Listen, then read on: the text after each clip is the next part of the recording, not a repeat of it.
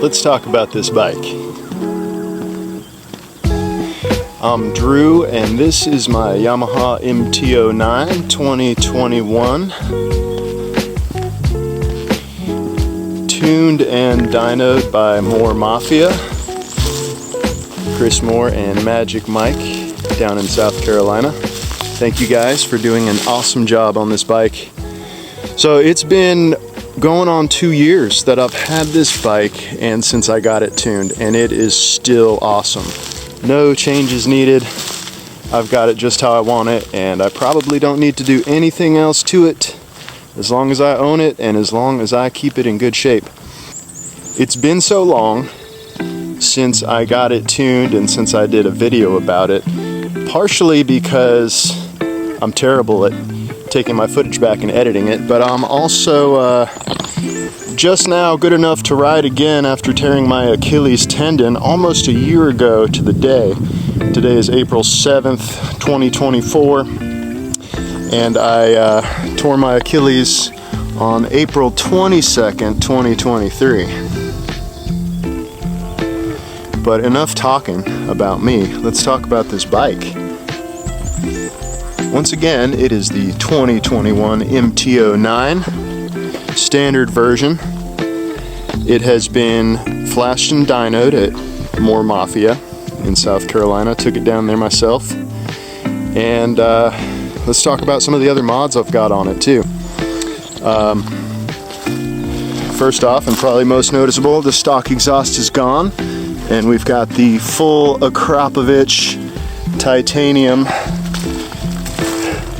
no cat, straight headers. Lovely. See that color it's getting on them there? The camera doesn't pick it up as well as you can see it with your bare eye. Alright, got that. Inside, beneath the gas tank in here, we have a DNA Stage 2 air kit. So the original air box is gone, and it is essentially velocity stacks behind a mailbox-sized air filter. So there is virtually no air restriction on the intake, and of course that exhaust does a beautiful job of making it sound lovely and breathing very nicely. So we've got the Stage 2 DNA air kit and the full Akrapoviç exhaust and the tune by Mafia and Dyno.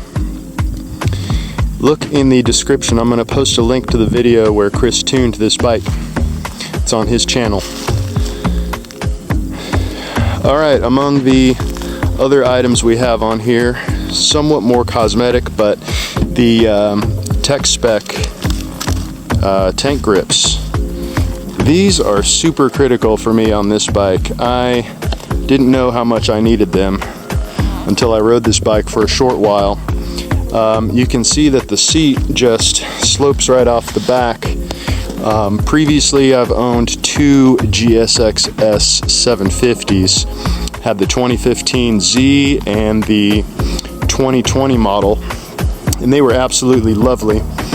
But they had more of a thing on the back of the seat here to hold your butt when you accelerated, so you wouldn't go sliding off the back of the bike so bad.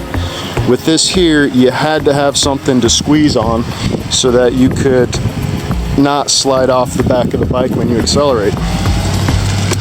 And this thing has so much more torque than the GSX-S. Now that bike was a load of fun, and the GSX-S 750 felt like it was on rails even when you were doing all the way up to $160, which is what mine topped out at.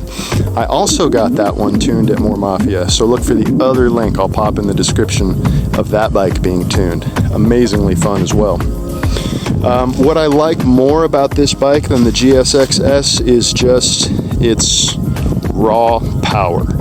And especially after the tune, so specifically talking about the bike's performance for a minute, after the tune, it just has so much more grunt. That torque band was just really opened up, especially in the midsection. It didn't gain that much top horsepower. I think right now it's at 118 horsepower, from like 113. I'll have to check the video, don't quote me on that. But anyway, it's around 118 horsepower, 68 foot-pounds of torque, plenty enough to have so much fun. This bike, after putting the exhaust and swapping out the air kit, that I didn't weigh the components, but that probably took a good 15 to 20 pounds off this bike, no kidding. So I would love to weigh it, but I bet you this bike is right at 400 wet, maybe even 399, which would be sweet. Just numbers. All right, what else is on the bike? We got the Puig windscreen. I love it, and I think it looks great on this bike. It is just about purpose-built for this bike. Well, it is purpose-built for this bike, but it looks just right to me. I really like it. It helps a little bit. Actually, I think it helps quite a bit when I tuck down behind the handlebars. It's great. Okay, CRG Aero. This is actually the original mirror I had on my very first GSX S. And if the camera focuses here, you can see where I dropped my old bike and scratched that. No biggie, it's still a great mirror. I got the TST shorty levers on here. This is more than just cosmetic for me. I really like the ergonomics of these shorter levers. I think I got used to that in my downhill mountain bike racing days. I just liked levers that felt more like that. So that carried on over to the bike world for me. What else? Got the turn signals on here. You know, that's purely cosmetic, but I think it's a must. It just looks so much better. Let's make those blink.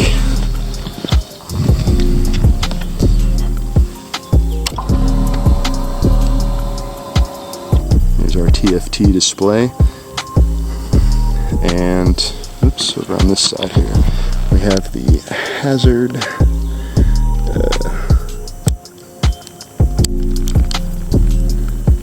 A few moments later. Oh yeah, there it goes. Okay, got the hazard lights blinking, and let's see how bright those are.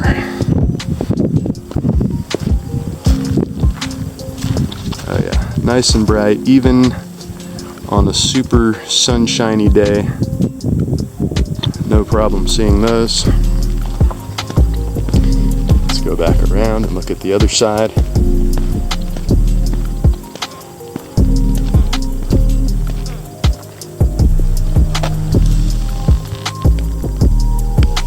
They really are good and bright. The camera doesn't actually show how bright it is in IRL. Okay, and turn those off.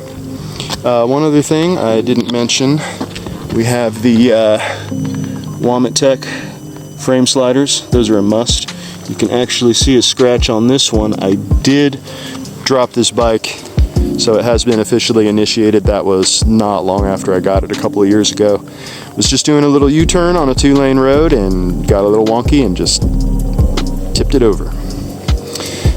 When that happened, I scratched my stator cover, but I went and got a new one, so no more scratchies.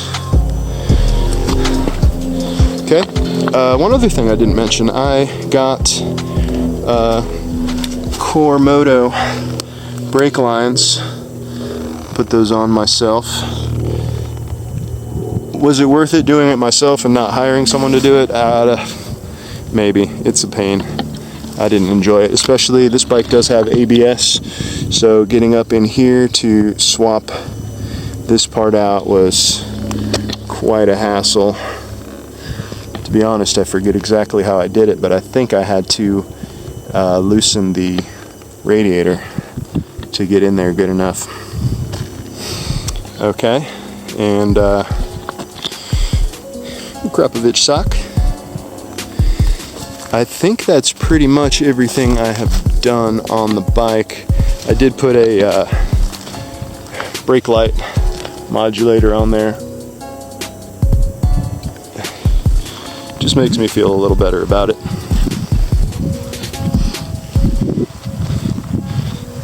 So that's it, just me in a nutshell talking about the bike. If there's something specific you want to know, leave a comment about it.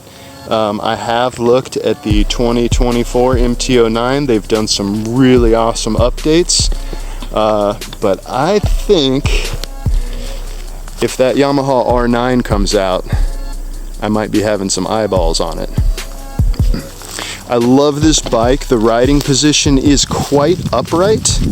Again, the only other two bikes I've owned were GSX S750s, and they were loads of fun. They had a slightly more sporty riding position. This one is very upright with knees bent. And I think the R9 might have a nicer riding position. In case you don't know, this is a CP3 engine, cross-plane, 3-cylinder, 898 cc's, I think. And the R9 is essentially going to have the same engine, and I think slightly different gearing and a more sporty position, but it's going to be a 3-cylinder sport bike, not a naked, and that might be a lovely balance for what I'm looking for. All right, well, I think I've talked your ear off long enough. Let's hop on this thing and do some riding.